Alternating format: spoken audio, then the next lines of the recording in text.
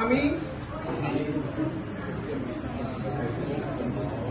শপথ করিতেছি যে আমার উপর অর্পিত দায়িত্ব নিষ্ঠা ও সততার সহিত সম্পাদন করিব।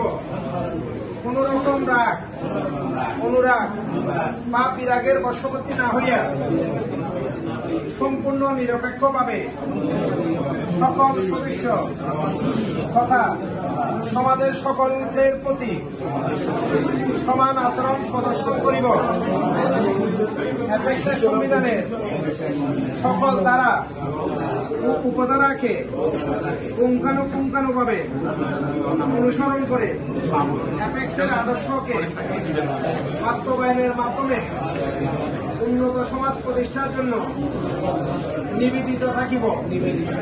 পরম করুণাময় আল্লাহ আমার সহায় হন। আমিন।